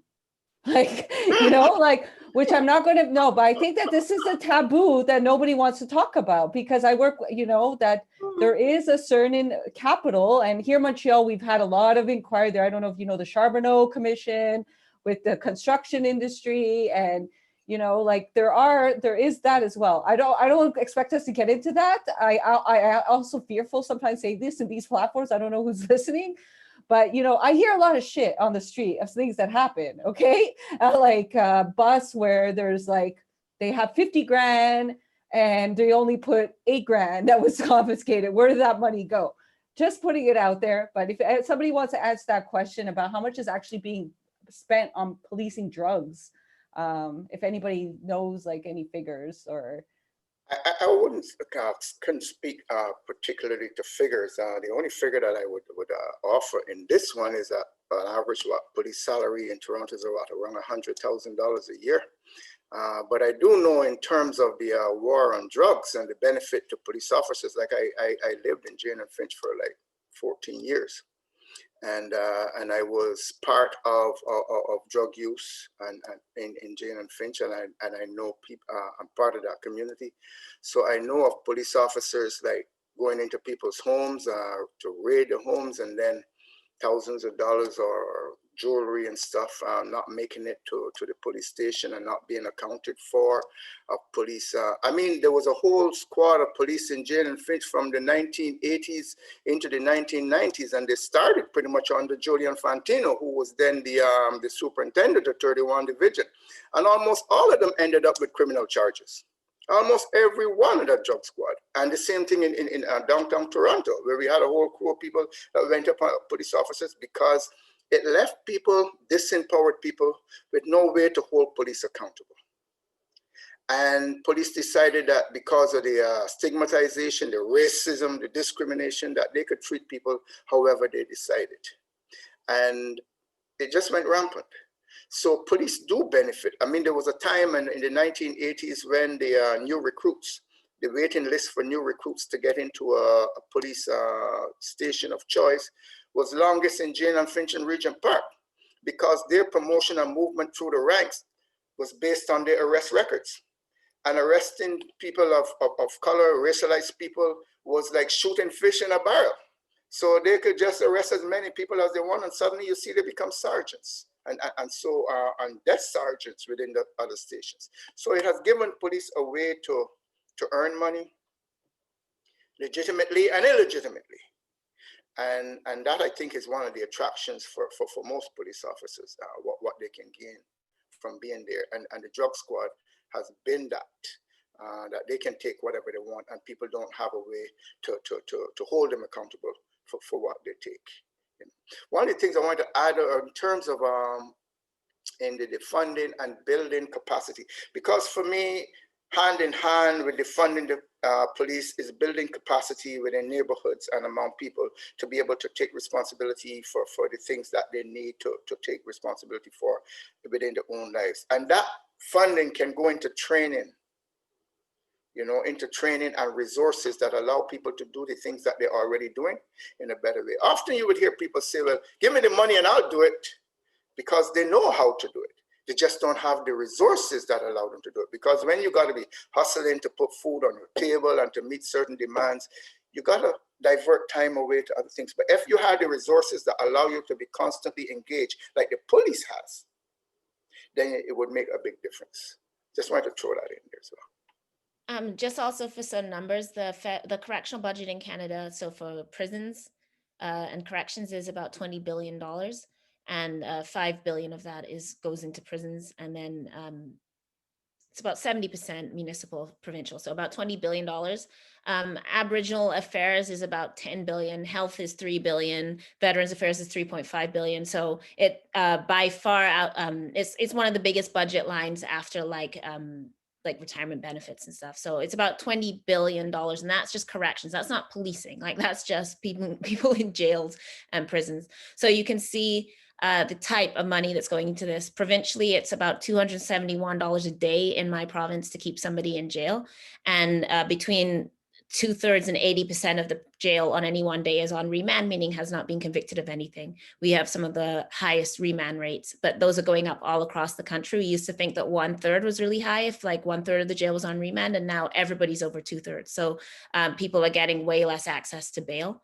Again, at a time where like crime is going down, but we're keeping the prison stacked. One way is through denying bail, which also leads to wrongful convictions, because a lot of people plea out because they're like, I've already done the time. I've already been in here for 6 months. I can go home for Christmas.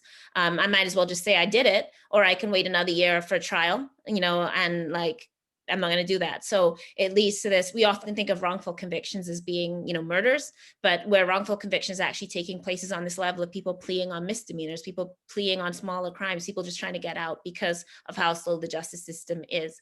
And of course, the solution to that isn't like, let's get more efficient and do more video court. It's maybe we should stop putting so many people in jail and prison for crimes of poverty. When we often look at, I know in Ontario, Doug Ford has claimed now that building prisons is a COVID stimulus plan. So we're also seeing this rhetoric around like, if we build these things, this will create like construction contracts and create stimulus, and we have to push back on that.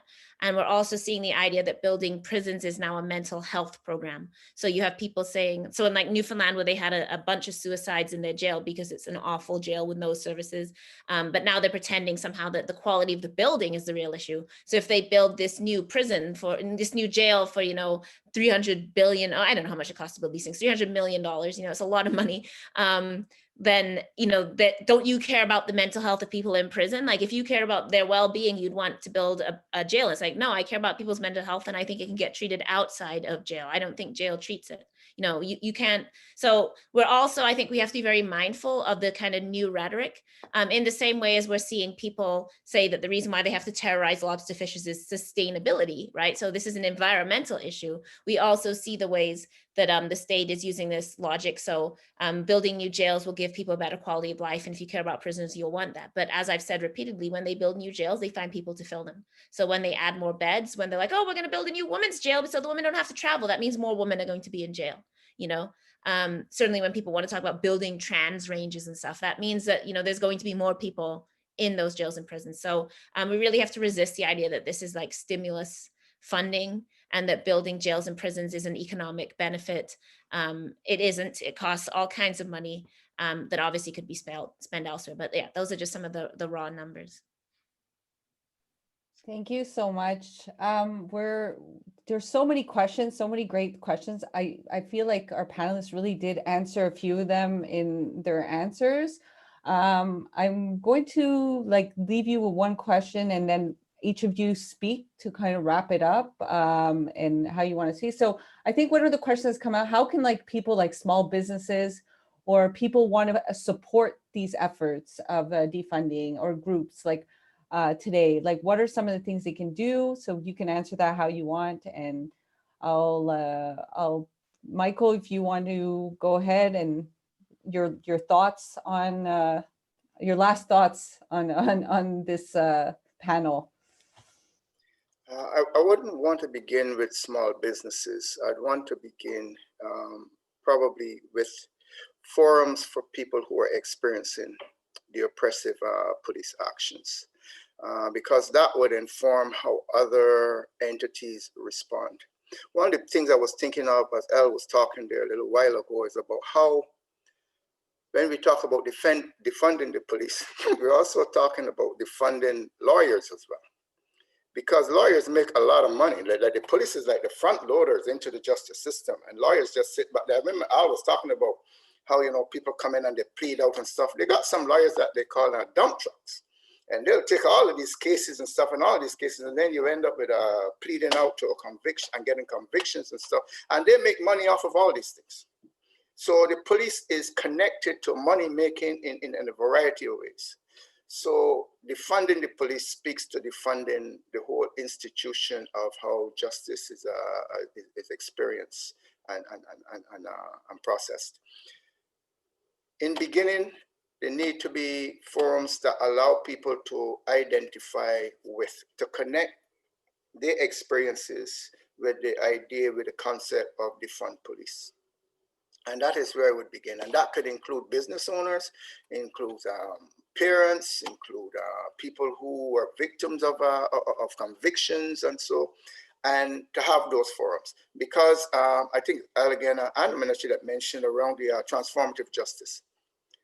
When we begin to talk about defund police, we're also beginning to talk about alternative ways of experiencing life and engaging with each other. And we've got to look at things like transformative justice. How do I take ownership of experiencing justice in my relationships? How do I do that? So that I stop feeling that the only way to do this is through a criminal justice system that involves police activity, and I begin to look at alternatives. How do I begin to recognize that I can come to a place where I can talk with my neighbor, where I can talk with my partner in ways that can allow me to deal with the things that I'm experiencing. I don't have to let that consume me to a point where I need to surrender to the police and the criminal justice system. So it begins with community forums. That includes business people, includes anyone. And the activists and the academics that are presently involved can be a tremendous resource to facilitating these forums.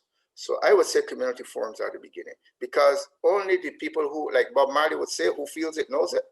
Only the people who are experiencing these things can really speak to these things and lead the way to create change. So that would be my way to go. Awesome. Meenakshi, floor is yours. Wow, amazing, Michael. Thank you. I think again, we started this off making the very plausible, logical connections between defunding the police, harm reduction, decriminalization, and like just emphasizing those. And I get that we are all socialized in a way that makes us think about crime in a very particular manner.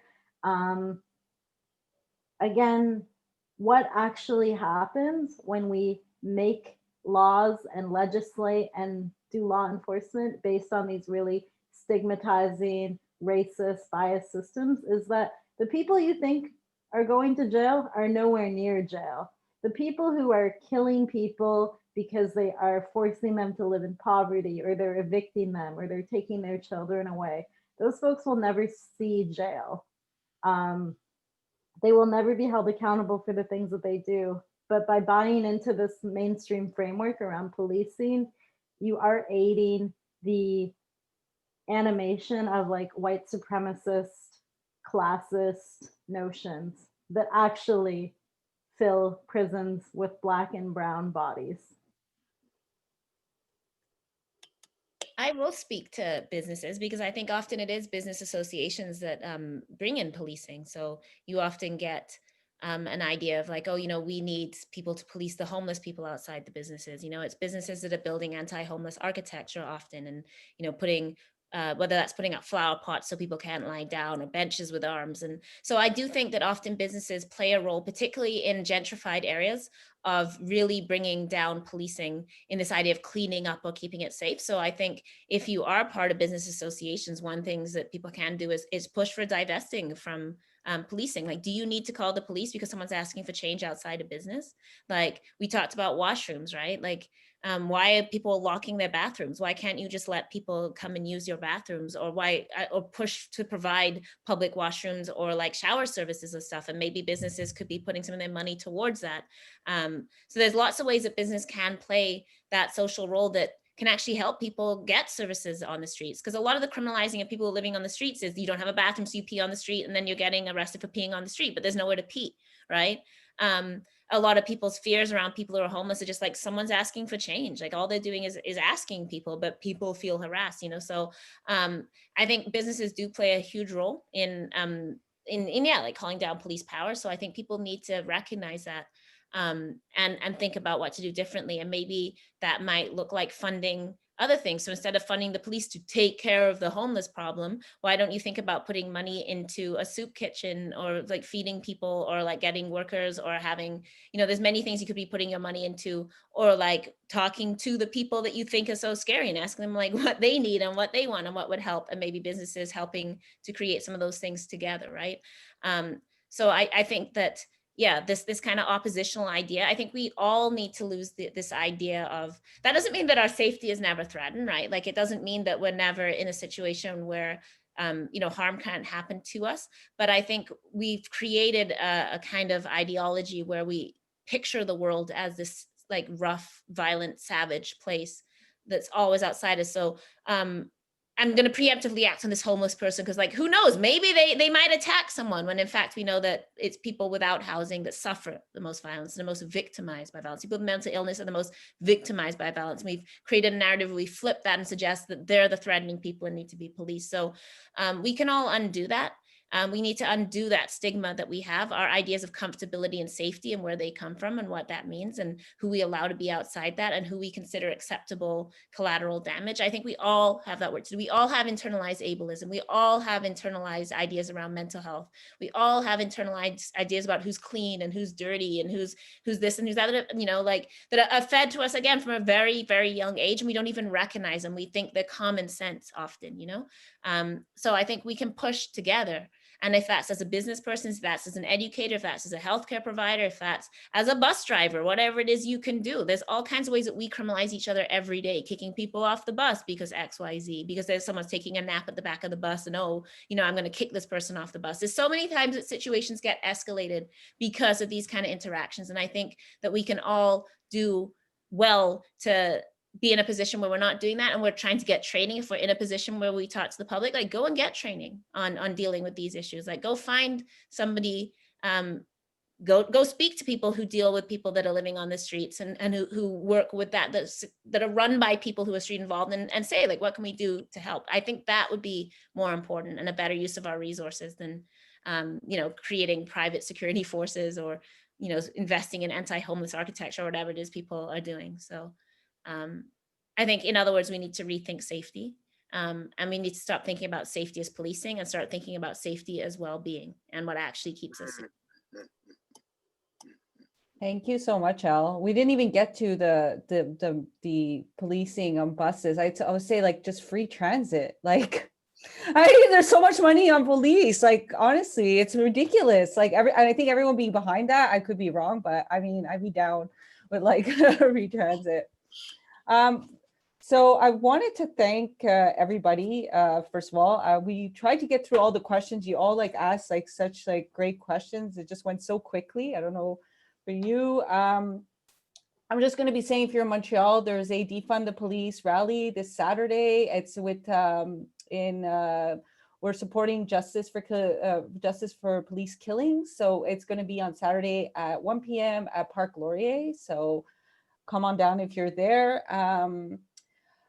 Shay will be sending you all a survey on your feedback and how we can improve the future engagements. So there's also a bunch of resources that have been put on the page I wanted to say thank you to Sophie for her simultaneous interpretation. Big thank you to the team behind the scenes who planned help who helped make this happen. And the folks from Stimulus National Implementation and Planning Committee, including Natasha from CAPUD, Donald from SDVC, and Julie Soleil from ADZIC. And I really want to do a real shout out to our panelists to like, I mean, I don't know, it made me think a lot.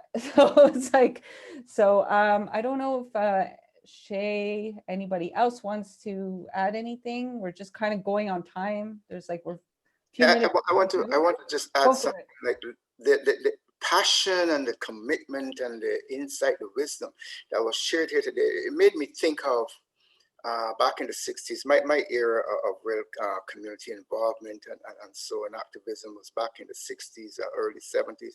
But when people would come into communities and speak, and the insight would sort of electrify people passing by or people standing to listen, and ideas would be shared and people would respond and solidarity would be built and movements would come about. And I'm hoping that this kind of forum, this kind of energy can be brought to ordinary people, where they can hear these ideas and feel this and respond and ask questions and go away and, like our senior hall used to say, go, and think about these things, you know. That is what I'm feeling the excitement about, because the insight, the energy, the passion is here. It is how do we take this into among populations of people who are disempowered that would allow them to see ways and opportunities and hope to move forward. And this to me would energize and generate real commitment toward defunding and abolishing systems that do not work. Yeah, that's my little piece at the end. Thank you, Michael. Defund the military. That's very hard to follow, Michael. Thank you. You're always giving wise words. I can't even, I would like to, Shay, if you don't mind, I just wanted to jump in and say that I would like to recognize all the people that we've lost and have a moment of silence to police violence, to violence from the system, to overdose, to drug-related harm. And we need to recognize those individuals for a moment who we've lost. And these conversations, I hope, can build forward a better society where we can all live together in a harmonious life. So if we could please take a moment of silence for all their lives.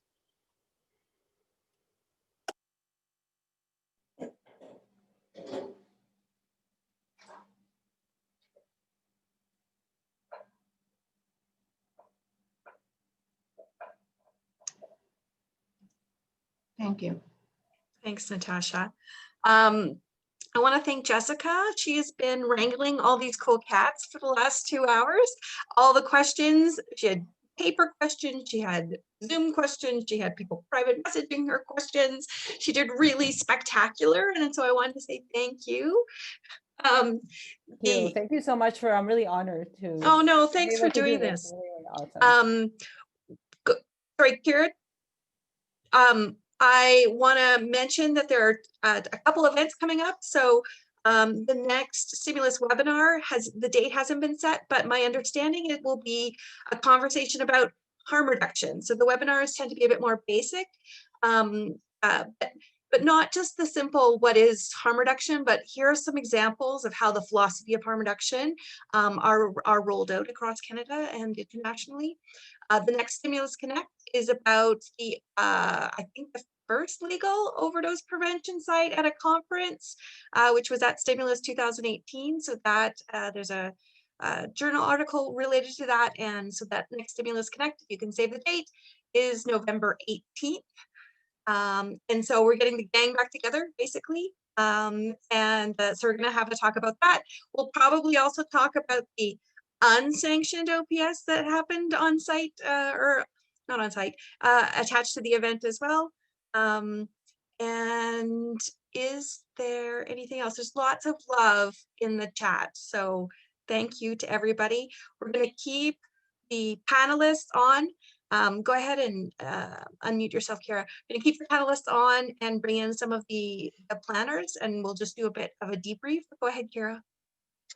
Yeah, I just wanted to, I'm here, by the way, on behalf of Canadian Students for Sensible Drug Policy, and I just want to echo all the thank yous in the chat and from our group in terms of finding, you know, our place and how we can contribute as young people and students. This panel has been really exceptional and kind of both inspirational and grounding. So I really appreciate all your insights. Thank you so much.